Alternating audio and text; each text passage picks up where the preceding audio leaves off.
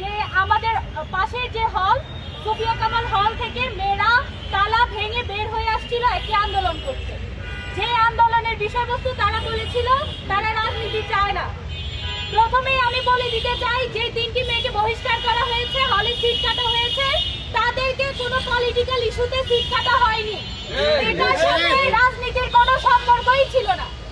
তারা রাতের 2টার সময় সাধারণ শিক্ষার্থীদেরকে জোরপূর্বক রুম থেকে ডেকে নিয়ে এসে গেস্ট রুমে ওদের উপরে গায়ে হাত তোলা, ফোন কেড়ে নেওয়া এবং তাদেরকে অপমান অপদস্থ করার জেরে হোস্টেলের এবং প্রশাসনিক দিক থেকে তাদের বিরুদ্ধে স্টেপ আসে যে তাদের হলে সিট কাটা হয়েছে। কিন্তু তারা উদ্দেশ্য প্রণোদিতভাবে নিষিদ্ধ ছাত্রলীগ এবং গুপ্তলীগ একত্রিত হয়ে এই ক্যাম্পাসকে অস্থিতিশীল করার লক্ষ্যে কালকে এই মবটি সৃষ্টি করেছে। যে মবের সাথে বাংলাদেশ জাতীয়তাবাদী দলের যে কমিটি এবং ছাত্র রাজনীতির কোনো সম্পর্কই ছিল না। তাদের বিরুদ্ধে প্রতিবাদ জানিয়েছিল সাধারণ শিক্ষার্থীরা। তাদের ওই সাধারণ শিক্ষার্থীদের প্রমাণ এবং তথ্যের ভিত্তিতে আমাদের প্রশাসন তাদের বিরুদ্ধে ব্যবস্থা নিয়েছে।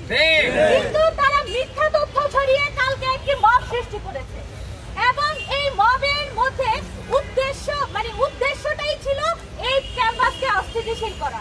যেহেতু ঢাকা শহরের আর এই ক্যাম্পাসটি ব্যতীত আর সব ক্যাম্পাসে এই যে শিবির একটি অবস্থান করতে পেরেছে, তিতুমিরে পারেনি, তাই মেয়েদের হলগুলোকে তারা খারাপ অসৎ উদ্দেশ্যে ব্যবহার করছে।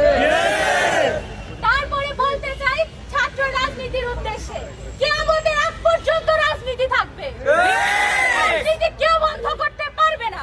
আমার জায়গা থেকে আমি বলে দিতে চাই, হলে কোনো প্রকার প্রভাব কেউ খাটাবে না, কেউ কারোর সাথে খারাপ আচরণ করবে না।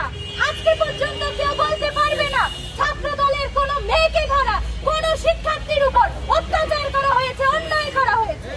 আমাদেরকে শুধুমাত্র হেনস্থা করার লক্ষ্যে এই ছাত্র শিবির এই মেয়েদেরকে দিয়ে, ছাত্রী সংস্থাকে দিয়ে দিনের পর দিন মব সৃষ্টি করে যাচ্ছে।